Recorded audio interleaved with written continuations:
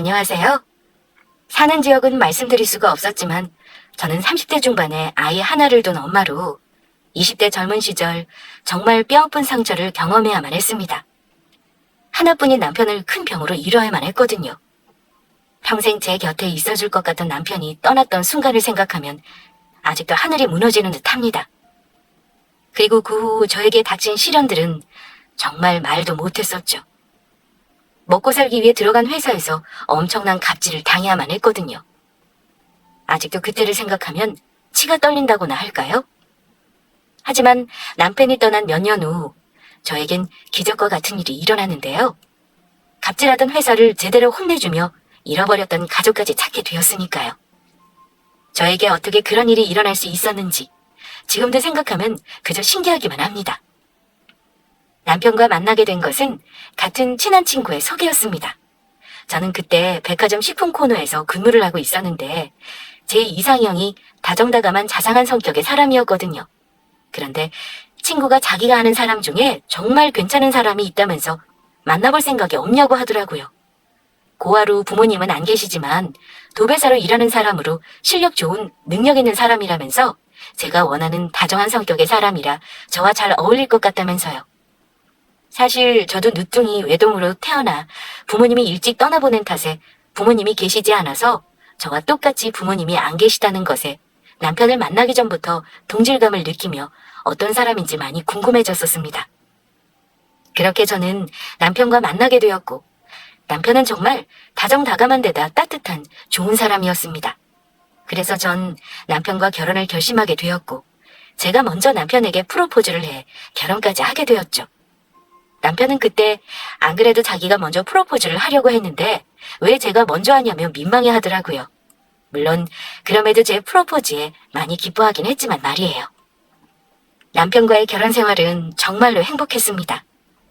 가족밖에 모르는 남편은 주변에서도 아내 바보로 유명한 사람이었거든요. 고아로 자라난 남편은 지금 자신에게 생긴 가족인 제가 너무 소중하다고 하더라고요. 그러나 저희 행복은 그리 오래가지 않았습니다. 남편이 너무 천사 같고 좋은 사람이어서 그런지 하늘에서 너무나도 빨리 데려가 버렸거든요. 제가 결혼하고 4년쯤 흘렀을까? 저희 아들이 태어나고 막 돌이 지났을 무렵이었습니다. 어느 순간부터 남편이 계속해 소화가 잘 안 되고 옆구리가 아프다고 하더니 혈변까지 보기 시작한 겁니다. 그래서 급하게 근처 동네 병원으로 가 진료를 보게 되었는데 선생님이 남편의 증상을 듣더니 큰 병원에 가 검사를 받아보는 게 좋겠다고 하더라고요. 그렇게 대학병원으로 가 검사를 받게 되었고 그 결과는 정말 충격적인 것이었습니다. 남편이 췌장암 4기라는 판정이었어요. 게다가 이미 폐와 간 등 다른 장기에도 전이가 된 상태라 항암을 해도 1년 정도의 시간밖에 없다는 것이었죠. 남편은 건강 체질에 가끔 속이 안 좋아 병원에 가서 처방을 받는 것 이외에 별다른 증상이 없었기에 처음에는 의사 선생님의 말씀은 믿기지 않았습니다. 그냥 말도 안 되는 악몽을 꾸는 것 같았어요. 하지만 남편과 저는 여기서 포기할 수 없었습니다. 저희 두 사람에게는 지켜야 하는 소중한 사랑하는 아이가 있었고 남편과 저 두 사람은 서로 깊이 사랑하는 서로에게 꼭 필요한 존재였으니까요. 그래서 남편은 그 후 열심히 항암 치료를 받으며 어떻게든 살기 위해 노력했습니다. 다행히 남편은 항암 치료가 효과가 있었는지 암세포도 크게 줄어들고 있었고 저희에게 희망이 생기는 듯 했죠. 그러나 그도 잠시 남편의 상태는 다시 악화하기 시작했습니다. 그러던 어느 날 남편은 비쩍 마른 몸으로 저에게 이야기하더라고요. 여보, 나 우리 지훈이 대학교 들어갈 때까지만이라도 살고 싶어. 나 지금 죽고 싶지 않아. 내가 당신이랑 우리 지훈이를 두고 어떻게 떠나. 여보, 나 아직 죽는 게 두렵고 너무 무서워. 나도 그래. 나도 당신이 떠나는 게 두렵고 너무너무 무서워. 당신 없이 이 세상을 나보고 어떻게 살라고. 나도 당신이 우리 지훈이 대학 갈 때까지만이라도 떠나지 않고 내 곁에 살아줬으면 좋겠어. 그러니까 자기야, 어떻게든 살아. 어떻게든 살아서 우리 지훈이 대학 가는 것도 보고 결혼해서 자식 낳는 것도 보면서 예전처럼 행복하게 살자. 지훈 아빠, 나 두고 가지 마. 여보, 내가 열심히 노력해볼게. 어떻게든 버텨서 내가 당신이랑 우리 지훈이 곁에 있을 거야. 지훈 아빠! 그러나 결국 저는 남편을 편히 보내주는 길을 선택할 수밖에 없었습니다. 더 이상 차도도 없었고 저희 곁에 있으려고 노력하는 남편이 항암 치료를 하며 너무 힘들고 고통스러워 했으니까요. 짧은 시간이라도 남은 시간 남편과 아이 그리고 저 이렇게 세 식구서 행복하게 보내자는 생각이었죠. 그래서 남편이 지내는 병원도 호스피스 병원으로 옮기게 되었어요. 그러던 어느 날인가 그날은 날씨도 좋고 하늘도 맑은 날이었는데 그래서 그런지 남편이 컨디션이 매우 좋아 보이는 날이었는데 남편이 살며시 저에게 이야기하더라고요. 여보, 내가 당신이랑 지훈이만 남겨놓고 먼저 가서 미안해. 그래도 내가 하늘에서 당신이랑 우리 지훈이 지켜줄 테니까 아무 걱정하지 말고 잘 지내야 해. 내 몫까지 당신이랑 지훈이가 행복하게 열심히 살아줘. 그리고 지훈이가 사람 말을 알아들을 수 있는 나이가 되면 내가 얼마나 지훈이를 사랑했는지 꼭 이야기해줘. 아빠는 영원히 지훈이 사랑한다고. 그래, 꼭 그렇게 이야기해줄게. 우리 지훈이 꼭 누구보다 행복한 아이로 키울 테니까. 그러니까 여보, 아무 걱정하지 말고 우리 남은 시간 행복하게 잘 지내자. 그래, 그러자. 다 나은 사람처럼 컨디션이 좋아 보이던 남편은 다음날 갑자기 혼수 상태에 빠지게 되었습니다. 그리고 다시는 눈을 뜨지 않았죠. 누구보다 편안한 모습으로 저희 곁을 떠났어요. 그래도 아주 조금이긴 하지만 생각보다 저희 곁에 오래 머물러준 남편에게 고마울 따름이었습니다. 아쉬운 점이 있다면 고아였던 남편의 가족을 끝내 찾아주지 못했다는 것이었습니다. 남편이 어린 시절 가족들을 어떻게 잃어버렸는지 기억이 없었고 남편이 아프고 나서 남편과 아이를 돌보느라 그럴 생각을 전혀 하지 못했거든요. 그런데 막상 남편이 떠나고 나니 어떻게 해서든 남편의 가족을 찾아주기 위해 조금이라도 노력을 할 거라는 후회가 남았습니다. 하지만 전 남편이 떠난 사실에 계속해 후회하며 아쉬워할 여유가 없었습니다. 당장 앞으로 저와 3살짜리 어린 아들 두 가족이 먹고 살 걱정부터 해야 했으니까요. 게다가 아무리 의료시비 보험을 들었다고 하지만 남편이 아프며 진 빚들도 많이 남아 있었으니까요. 그때는 이미 남편의 병원비에 저희 생활비로 모아두었던 돈도 다 쓰고 이미 집까지 이사해 전세에서 월세로 바꾼 상황이었거든요.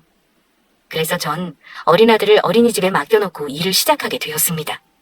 하지만 결혼 후 아이를 낳고 남편을 간병하다 보니 오랜 시간 사회생활을 하지 않은 경력단절이 된 상황이었고 그래서인지 저를 뽑아주지 않더라고요. 그렇게 해서 알바를 하며 몇 개월 동안 일을 찾다 겨우 취업하게 된 곳이 직원이 15명 남짓되는 김치를 만드는 작은 김치 공장이었습니다. 다행히 같이 일하게 된 동료들도 모두 좋은 분들이었고요. 그런데 막상 회사에 붙고 나니 한 가지 이상한 의문이 들더라고요. 회사에 들어가게 돼서 알게 된 사실인데 같이 일하시는 동료들도 좋고 다른 곳보다 월급도 많이 주시는데 회사에서 일할 직원을 뽑기가 힘들었다는 이야기였습니다.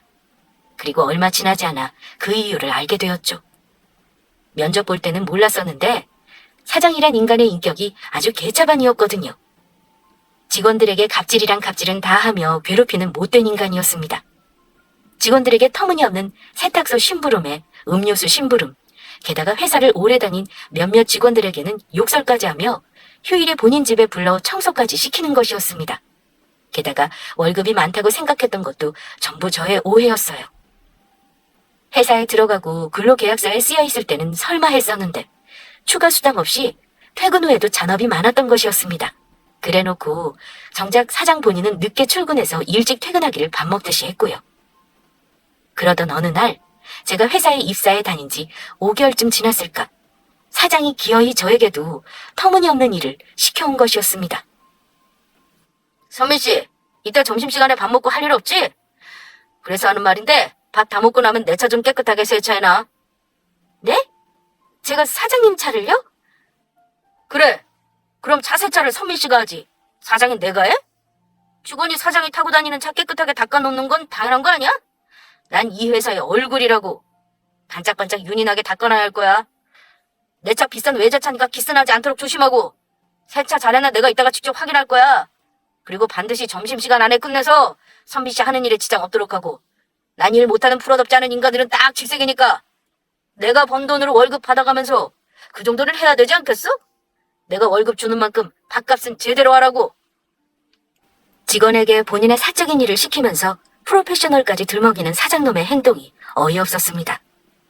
본인의 행동이야말로 직원들에게 갑질이나 하고 일도 제대로 안 하는 사장답지 않는 모습이었으니까요. 그런데도 회사가 굴러가는 게 신기하게 느껴질 정도였어요. 사장의 못된 갑질에 화가 나긴 했지만 당장 회사를 관두면 먹고 살 걱정부터 해야 했던 저는 어쩔 수 없이 참고 회사에 다닐 수밖에 없었습니다. 그리고 사장이 저에게 갑질을 하지 않은 건 아니었지만 오래 다닌 직원이 아니라서인지 딱히 심하게 괴롭히는 일도 없었고요. 그런데 제가 회사에 다니고 2년 정도 되었을 때 예기치 못한 일이 터지고 말았죠. 공장에서 일하고 있는데 저희 아이가 있는 어린이집에서 급하게 연락이 온 것입니다. 아이가 갑자기 열이 나고 심하게 구토까지 하며 아프다는 것이었죠. 어차피 회사 퇴근 시간도 얼마 남지 않았고 거래처에서 김치를 주문한 물량도 적었던 날이라 저는 그날 팀장님께 사정을 말씀드리고 급하게 퇴근을 하려고 했습니다. 그런데 그날따라 일찍 퇴근을 하지 않고 회사에 남아있던 사장놈이 퇴근하려는 저를 붙잡는 것이었어요. 선민 씨, 지금 어디 가는 거야? 저희 아이가 아프다고 어린이집에서 갑자기 연락이 와서 반차 쓰고 가보려고요. 뭐? 우리 직원들 중에 월차나 반차 쓰는 직원들이 있었어? 그리고 아무리 아이가 아파도 그렇지 반차 쓸 거면 미리미리 사전에 말했어야 할 거 아니야? 죄송합니다. 그런데 저희 아이가 갑자기 아픈 걸 제가 예상할 수 있는 게 아니라서 미리 말씀드릴 수가 없었어요. 감히 하늘 같은 사장이 말하는데 꼬박꼬박 토나 달고 그래서 지금 선미 씨가 잘했다는 거야? 그리고 원래 아이들은 아프면서 크는 거야. 애가 죽을 병에 걸린 것도 아니고 그게 무슨 큰 대수라고 퇴근 시간 전에 가겠다는 거야? 반차든 뭐든 지금 나가면 선미 씨 오늘 일당 월급에서 깔 테니까 그렇게 알아. 내가 예전에도 몇 번 이야기했지? 난 프로답지 않은 것들은 딱 질색이라고. 내가 오늘 일당 빼는 게 정 싫으면 선미 씨 남편한테 연락해서 남편 보고 어린이집 가서 아이 데리고 오라고 하던지. 어디 마음대로 가기만 해봐. 난 분명히 월급에서 오늘 일당 깐다고 말했다. 어때? 그래도 갈 수 있겠어? 사장의 말에 저는 기가 차고 말았죠. 추가로 자주 일을 시키며 야근 수당까지 안 주는 인간이 아이가 아파 반차까지 쓰고 먼저 퇴근하겠다는 저의 말에 일당까지 들먹이며 못 가게 붙잡는 모습이 아주 치졸해 보였거든요. 그것도 퇴근 시간도 얼마 남지 않은 상황에서 말이에요. 그래서 저는 사장이 원하는 대로 해주기로 했습니다. 알겠습니다. 그러면 사장님이 원하시는 대로 오늘 일당은 제 월급에서 제외해주세요. 그러면 되는 거죠?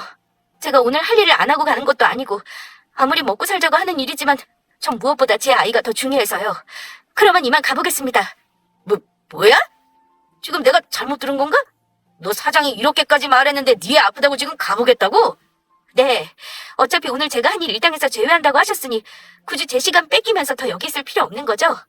그럼 이만 가보겠습니다. 그러면 사장님도 좋은 저녁 보내세요. 야! 어디가! 야! 전 그날 아이를 데리러 어린이집으로 달려가면서 생각한 것이 있었습니다. 아무리 월급을 많이 줘도 갑질을 하며 저희 아이를 제대로 돌볼 수 없는 곳에서는 더는 참고 다니기 힘들다고요.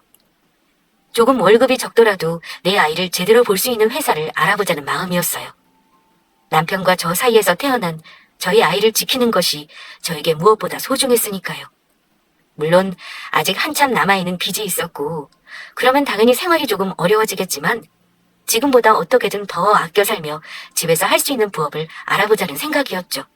그렇게 하면 어떻게든 지금의 상황들을 정리하며 해결이 될 것 같았거든요. 어딜 가서 일하던 지금 직장에서 갑질을 당하며 고생하는 것보다는 나을 거란 생각이었습니다.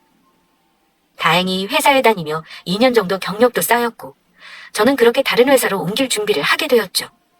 그런데 회사에 출근한 다음 날부터 이상한 일이 벌어졌습니다.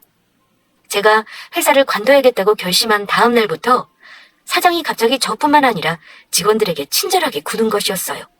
유독 저에게 신경을 쓰면서요. 일을 하고 잠깐 쉬는 오후 휴식 시간, 사장이 웬일로 커피 전문점과 빵집에서 비싼 음료와 빵을 사와 직원들에게 돌리더라고요. 그리고는 저에게 커피와 빵을 건네주며 이야기했습니다. 자, 다들 많이들 먹으라고. 전부 내가 쏘는 거니까. 특히 선미씨 혼자 아이 키우려면 힘들 텐데 맛있게 먹고 힘내. 어제 선미씨하고 직원들이 하는 이야기 우연히 듣게 되었는데 선미씨 남편 죽고 혼자라며? 하이, 난 그것도 모르고 어제 괜히 잔소리했잖아. 진작 이야기하지 그랬어. 그러면 내가 신경 써줬을 텐데. 나야 아직 미혼이라 안 맞는 말일 수도 있지만 과부 마음 호라비가 다 한다고. 선미씨가 아이 키우면서 혼자 얼마나 힘들었을지 혼자인 내가 누구보다 잘 안다고. 그러니까 선미씨 내가 좀 빵이랑 커피 먹고 힘내. 가끔 내 생각도 해주면서. 그리고 그날부터였어요. 다른 의미로 사장놈이 저를 괴롭히기 시작한 건 말이에요. 사장은 40대 초반의 나이에 아직 결혼을 못하고 있었는데 제가 남편을 잃고 혼자라는 사실을 알게 된 후부터 저에게 관심을 보이기 시작했던 겁니다. 회사에서도 퇴근 후에도 계속해 저에게 문자로 연락을 해왔던 거예요. 본인의 일상 사진까지 저한테 보내면서요. 한마디로 제 의사는 묻지도 않고 지 멋대로 저에게 치근덕거렸던 것이에요. 선미씨, 오늘 날씨가 참 좋지? 그런데 선미씨는 사랑이 뭐라고 생각해? 난 지금까지 여자랑 제대로 사귀어 본 적이 없어서 사랑이 뭔지 잘 모르겠네. 선미씨가 나한테 가르쳐주면 안 되나? 선미씨, 오늘 내가 출근하면서 찍은 사진 보내준 건데 어때? 운전하면서 내 팔뚝에 잡힌 근육들 너무 남자답고 멋있지 않아? 나 요즘 혼자라 너무 외로운데. 선미씨도 외로우면 나한테 언제든지 연락하라고. 불러만 주면 내가 바로 달려갈 테니까. 우리 외로운 사람들끼리 잘해보자고. 선미씨 주말에 뭐해? 괜찮으면 나랑 데이트할까? 아이도 같이 데려와도 돼. 나처럼 자상한 남자 어때? 너무 멋있지 않아? 그러니까 이제 그만 튕기고 나한테 넘어오는 게 어때? 선미씨도 좋으니까 내가 문자 보내는 거 받아주면서 가만히 있는 거 아니야. 내 말이 틀려? 어디서 나 같은 남자 만나기 어렵다고? 그러니까 잘 생각하는 게 좋을 거야. 내가 선미씨 회사 사장이라는 것도 잊지 말고. 답장도 안 하는데도 계속해 저에게 문자를 보내는 사장놈의 더러운 행동에 저는 안 되겠다고 생각했죠. 원래는 회사를 알아봐 붙고 나면 관두려고 했었는데 그냥 이참에 말하고 관둬야겠다는 생각이 들더라고요. 그래서 저는 인간 같지도 않은 사장놈한테 문자로 한마디 해주었습니다. 사장님, 이러는 거 불편하니 다시는 안 하셨으면 좋겠습니다. 저는 사장님과 개인적으로 인연 맺을 생각이 전혀 없으니까요. 자꾸 이렇게 못살게 괴롭히시면 전 사장님 전화랑 문자 차단할 수밖에 없습니다. 뭐야? 지금 차단이라고 했냐? 이게 불쌍해서 잘해줬더니 감히 사장 전화를 차단하겠다고? 너 두고 보자. 내가 어떻게 알아? 앞으로 너 회사 생활 좀 힘들어질 거다. 내가 반드시 꼭 그렇게 만들어줄 거니까. 아, 그러세요? 어디 할 수 있으면 얼마든지 해보세요. 저도 가만히 있지 않을 테니까. 사장은 제 답장이 화가 났는지 바로 저에게 전화를 걸어오더라고요. 하지만 전 사장놈의 전화를 받지 않았고 사직서를 준비해 다음날 회사에 출근하게 되었습니다. 사장을 보자마자 사직서를 던지고 나올 생각이었죠. 그런데 회사에 출근하자 사장은 저한테 언제 그랬냐 싶게 평소처럼 행동하며 직원들에게 하나하나 신경 써주는 척 안 하던 짓까지 하더라고요. 그리곤 갑자기 아침 회의 시간에 직원들에게 이야기하는 것이었어요. 오늘은 일을 일찍 끝내고 비싼 곳에 가서 좋은 저녁을 사주겠다면서 직원들과 평소 잘 하지도 않던 회식을 한다는 것이었죠. 게다가 그 회식 자리에서 그동안 고생한 직원들에게 특별 보너스까지 챙겨주겠다고 이야기하더라고요. 사장이 일찍 일을 끝내며 회식을 하자는 말보다 특별 보너스를 주겠다는 말에 동료들 모두 좋아했습니다. 그러니 그 앞에서 제가 사장에게 갑자기 바로 관두겠다는 이야기를 할 수가 없겠더라고요. 사장놈의 치졸한 성격에 제 행동에 괜스레 기분이 상해 직원들에게 보너스를 주겠다는 말 자체를 아예 취소할 수도 있는 것이었으니까요. 그런데 사장이 말을 마치고 저한테 말을 걸어왔습니다. 설마 선미씨, 오늘 직원들 전체 회식인데 아이 때문에 일찍 간다고 하는 건 아니겠지? 회식도 일의 연장이라는 걸 잊지 마. 그리고 선미씨 가면 오늘 회식이고 보너스 취소니까 그렇게 알고. 내 말 명심하는 게 좋을 거야. 전 어쩔 수 없이 어린이집에 전화를 해 조금 늦게 아이를 데리러 가게 될 것 같다고 이야기했습니다. 그렇게 해서 모두 일찍 일을 마치고 회식을 하러 가게 되었는데 사장놈이 사주겠다는 비싼 곳은 바로 삼겹살집이었습니다. 그것도 가격 저렴한 냉동 삼겹살 말이에요. 사장놈은 삼겹살을 시키고 직원들에게 보너스를 나눠주기 시작했는데 다른 직원들한테 보란듯이 보너스를 나눠주면서 저는 쏙 빼놓는 것이었습니다. 누가 보아도 제가 사장놈의 마음을 거절한 일로 저에게 복수하려는 심보인 게 눈에 보였습니다. 그런데 다른 사람들에게 보너스를 주면서 저를 빼놓고 주지 않는 일에 제가 묻지 않고 가만히 있자 먼저 이야기를 꺼내더군요. 그것도 일부러 제 옆에 찰싹부터 앉아서요. 선미씨, 내가 왜 선미씨 보너스는 빼놨는지 알아? 내가 볼 때 선미씨는 회사 일을 별로 열심히 하지 않는 것 같거든. 사장이 보내는 문자도 기분 나쁘다고 싶고 전화도 안 받고 말이야. 어디 직원이 그래서 되겠어? 그래서 내가 선미씨 정신 좀 차리라고 일부러 안 줬어. 보너스 받고 싶으면 앞으로 나한테 잘하라고. 알겠어? 그렇게 말을 마친 사장놈이 기어이 선을 넘었습니다. 능글맞은 웃음을 지으며 갑자기 자신 앞에 맥주잔을 들더니 제 앞에 내미는 것이었어요. 그래서 하는 말인데 선미씨가 내 잔에 술 좀 따라봐. 왜? 술도 예쁜 여자가 따라줘야 마시는 거잖아. 비록 선미씨가 애엄마이긴 하지만 우리 공장에서 나이도 제일 어리고 예쁘니까 나도 한번 기분 좀 내보자. 그러자 사장님의 행동이 지나치다고 생각했는지 주변에서 말리기 시작했죠. 사장님, 아무리 그래도 그건 아닌 것 같은데 그만하시죠. 맞습니다. 요즘 세상에 여직원한테 그런 일 시키면 큰일 나요. 그래서 저는 방긋 웃으며 말했죠. 사장놈의 더러운 행동에 어차피 회사도 관두기로 결심했고 동료들도 보너스까지 받은 상황이니 하고 싶었던 말을 하며 제대로 하며 일을 저질러버리기로 마음 먹었던 것이에요. 저는 괜찮아요. 우리 사장님이 따라달라고 하는데 당연히 따라드려야죠. 그런데 제 말을 어떤 뜻으로 받아들였는지 사장님이 얼굴까지 붉히며 좋아하더라고요. 진짜야? 우리 선미씨가 정말로 나 술 따라주는 거야? 진작에 이렇게 나올 것이지. 그러면 내가 선미씨 줄 보너스도 준비해뒀을 텐데. 그러니까 앞으로 나한테 잘하라고. 그럼요. 앞으로는 사장님한테 잘해드리려고요. 그러니까 제 술 한 잔 받으세요. 저는 사장놈의 술잔이 넘치도록 맥주를 콸콸 따라주었습니다. 그리곤 맥주를 사장놈 얼굴에 부어버렸어요. 으악! 너 이게 뭐하는 짓이야? 너 진짜 나한테 해고당하고 싶어? 그러는 너야말로 이게 무슨 짓이야?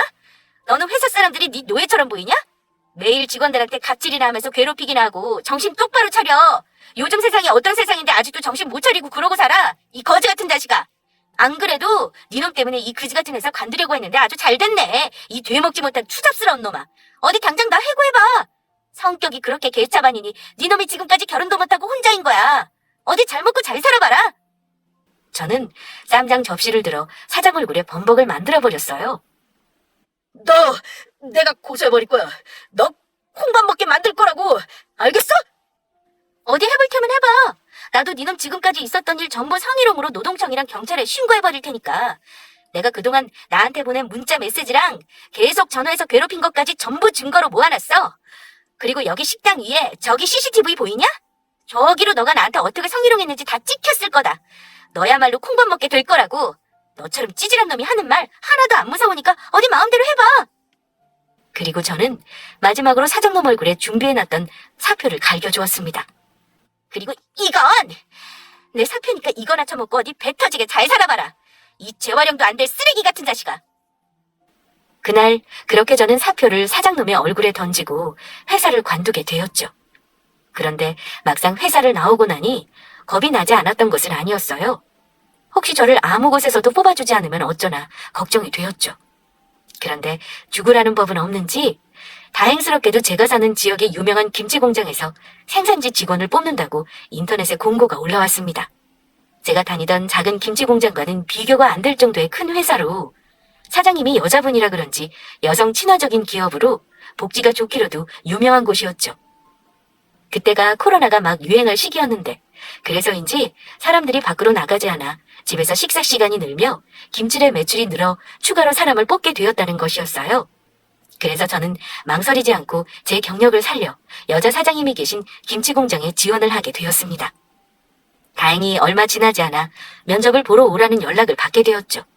그런데 면접 당일 전 큰 문제에 부딪히고 말았습니다. 코로나로 어린이집이 임시 휴업을 하면서 저희 아이를 봐줄 곳이 없었던 것입니다. 지인들에게 부탁을 하려고 해도 모두 일을 나가는 직장인들이니 딱히 아이를 맡아줄 사람도 없었고요. 그래서 전 결국 어쩔 수 없이 5살 아이의 손을 잡고 부랴부랴 면접을 보러 회사로 찾아가게 되었습니다. 꼭 다니고 싶던 회사라 쉽게 포기할 수 없었거든요. 그런데 면접을 보기 위해 아이를 데려온 저를 보며 모두 쳐다보며 이상하게 생각하더라고요. 그리고 순서대로 사람들이 하나씩 면접을 보며 저 또한 면접을 보러 면접장 안으로 들어가게 되었습니다. 면접관들이 3분이 앉아 있었는데 회사 면접장에서 아이를 데려온 저를 보며 면접관 분들이 조금 당황한 듯 보였습니다. 그래서 저는 면접관 분들에게 사과부터 해야 했죠. 죄송합니다. 코로나 때문에 어린이집이 임시 휴업을 해서 아이를 데리고 올 수밖에 없었어요. 그러자 거기서 제일 높으신 분으로 보이는 여성분이 말씀을 하시더라고요. 회사에 지원하며 인터넷으로 회사 홈페이지를 확인해봤는데 회사 사장님으로 보였습니다. 아니에요. 코로나 때문에 여기저기 피해보는 사람들이 많으니 당연히 그럴 수도 있죠. 여기 사람들 다 애 키워봤던 엄마들이니 괜찮아요. 그렇게 면접은 시작되었고 저희 아이도 눈치가 있어서인지 조용히 제 다리에 가만히 앉아 있었습니다. 하지만 제가 면접을 보는 동안 심심했는지 저희 아들이 손에 든 장난감으로 장난을 치다가 자기 목에 걸려있는 목걸이를 잡고 장난을 치기 시작했습니다. 그런데 저희 아들이 목걸이로 장난치는 모습을 보던 사장님이 놀라 가만히 지켜보더니 저에게 떨리는 목소리로 묻는 것이었어요. 저 미안한데 아이 목에 걸린 목걸이가 누구 건가요? 괜찮으면 저한테 알려줄 수 있나요? 아, 면접 중에 이런 말씀 드려도 되는 건지 모르겠지만 이 금목걸이는 저희 남편이 남긴 유품이에요. 저희 남편이 사실 고아여서 보육원에서 자랐는데 부모님이 해주셨던 건지 남편이 보육원에 오기 전부터 차고 있던 목걸이라고 해요. 그래서 저희 아들한테 아빠 잊지 말고 기억하라고 목에 걸어줬어요. 남편이 저희 아이 3살 때 췌장암으로 세상을 떠났거든요. 제 말에 사장님은 벌떡 일어나더니 저희 모자에게 가까이 다가왔습니다. 그리고 남편의 유품이라는 아이가 차고 있는 목걸이를 자세히 확인한 순간 갑자기 저희 아이를 껴안고 울기 시작했던 거예요. 아가, 나다. 내가 네 할미다. 이제야 널 이렇게 찾는구나.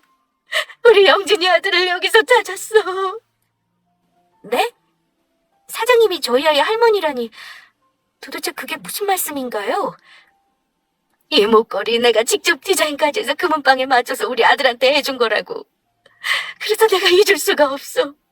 며느리야, 이렇게 너를 보는구나. 그러면 지금 저희 남편 어머니가 사장님이라는 말씀인 거예요? 어머니 어쩌면 좋아요.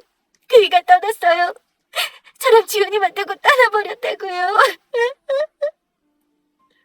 우리 아들이 세상을 떠났다니 이걸 어쩌면 좋니. 어쩌면 좋아. 시어머니와 저는 그렇게 한참을 부둥켜 안고 울고 말았습니다. 그리고 어머니는 급하게 나머지 면접을 보시고 저와 이야기를 나누게 되었어요. 그 후 어머니와 대화를 하며 알게 된 사실인데 남편은 시어머니가 버린 게 아니고 뜻하지 않은 이유로 잃어버리게 된 것이더라고요. 저희 남편이 3살이 되었을 무렵 시아버지가 바람을 피워 시어머니는 어쩔 수 없이 이혼을 하게 되었고 시어머니가 남편을 키우기를 원했지만 시아버지가 남편의 양육권을 시어머니에게 주지 않아 어쩔 수 없이 헤어지게 되었다는 것이었어요. 그래서 남편은 시댁에 맡겨져 키워지게 되었는데 어린 남편이 시어머니가 보고 싶다며 집 밖으로 나갔다가 잃어버리게 되었다는 이야기였죠. 시아버지가 남편을 잃어버렸다는 소식에 시어머니는 제정신이 아니었고 몇 년을 미친 사람처럼 남편을 찾아다녔다고 해요. 그러나 결국 남편을 찾을 수가 없었고 시어머니는 남편을 계속해 찾고 반찬 가게를 하며 김치를 팔게 되었는데 입소문이 나면서 지금의 김치 공장까지 세워 크게 성공하게 되었다고 합니다. 시아버지는 이미 돌아가신 후고 시어머니는 지금까지 남편을 찾는 일을 포기하지 않고 있었다고 하더라고요. 그래서 이미 실종자 가족 지원센터에 당신 유전자까지 등록해 놓은 상태였다고 합니다. 저는 남편의 간병을 하며 또 아이를 돌보며 먹고 사느라 정부에서 실종자 가족 지원센터를 운영하고 있다는 사실을 알지 못했고요. 며느라가 그동안 고생 많았지? 하지만 앞으로는 걱정하지 마라. 내가 아가 너랑 우리 손주 전부 책임져 줄 테니까. 우리 영진이한테 해주지 못한 거 아가 너랑 우리 손주한테 원 없이 해주면 살 거다. 그러니 우리 앞으로 행복하게 살자. 네, 어머니 고맙습니다. 사실 저랑 지훈이 남편한테 남편 목까지 행복하게 열심히 살기로 약속했거든요. 그러니까 어머니 말씀대로 우리 행복하게 살아요. 그래, 그러자. 그런데 지훈이랑 둘이 살면서 뭐 힘든 일은 없었어? 우리 영진이 떠나고 둘이 별탈 없이 잘 살았던 거야? 시어머니의 물음에 머뭇거렸던 것도 잠시. 전 살아생전 남편과 어떻게 지내는지 어머니께 자세히 이야기해드리며 남편이 떠나고 어떻게 살아왔는지에 말하게 되었습니다. 그래서 전 직장에서 저를 괴롭히던 사장님의 이야기까지 하게 되었고요. 그런데 어머니가 제 이야기에 깜짝 놀라시더라고요. 알고 보니 제가 다니던 전 직장인 김치 공장을 시어머니께서 인수하기로 했다는 것이었어요. 시어머니 김치 사업이 잘 돼 공장을 확장할 계획을 세우던 중 어머니 회사 근처에 망해가는 김치 공장이 있다는 이야기를 듣게 되었고 그게 바로 제가 다니던 전 직장이었던 것입니다. 그래서 지금 저희 전 직장 사장과 공장을 인수할 이야기가 오가던 차였다는 것이었습니다. 그런데 어머니는 사장놈이 저에게 어떻게 갑질을 했는지 이야기를 듣던 중 분노하고 말았죠. 괘씸한 놈. 내가 공장을 사주겠다는 이야기에 굽신거리며 좋은 사람인 척 연기를 하더니 뒤에서는 사람들 못살게 굴면서 못된 짓을 하고 있었어. 그것도 감히 우리 며느리한테. 내가 그놈을 가만두지 않을 거야. 우리 며느리 괴롭힌 놈 회사 사줘서 잘 사는 꼴 내가 절대 못 보지. 아주 폐가 망신해서 개망신 당하는 꼴 내가 포기할 거야. 아가, 너는 아무 걱정하지 말고 이 시어미만 믿고 있거라. 내가 전부 해결해 줄 테니까. 그 이후 시어머니께서 전 직장 사장놈을 조사하며 알게 된 사실인데 사장놈이 무슨 이유에서인지 진 빚이 많더라고요.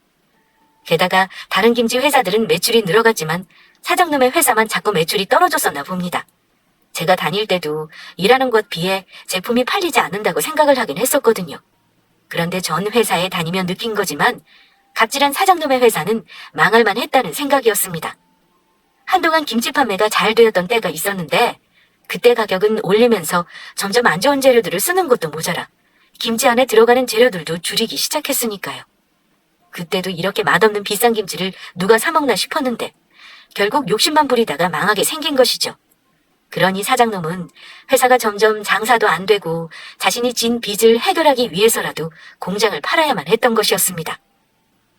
그리고 어머니는 저와 이야기가 있고 난 뒤 며칠 후 저희 전 직장 사장놈을 혼내줄 때가 되었다고 생각했는지 사장놈을 회사로 부르게 되었습니다. 그리고 어머니와 제가 있는 대표 이사실로 사장놈이 오도록 만들었죠. 사장놈은 대표 이사실로 들어오면서 생각지도 못한 제가 있는 모습에 몹시 당황한 눈치였습니다. 그러면서 제가 이곳에서 일을 하게 되어 시어머니와 함께 있다고 생각한 건지 혹시 제가 시어머니한테 말을 옮기며 사장놈의 회사에 대해 이상한 소리를 했을까봐 걱정하는 눈치였죠. 서민 씨, 회사 간두더니 여기 회사로 온 거였어? 오랜만에 보니 반갑네. 근데 차 사장님 무슨 일로 저를 회사까지 불러보자고 하신 건가요? 뭐 그리 특별한 일은 아니고 아무래도 박 사장네 회사 인수하려고 했던 계획을 전면 취소해야 할 것 같아서 보자고 했습니다. 예? 갑자기 이제 와서 취소라뇨? 그게 무슨 말씀입니까?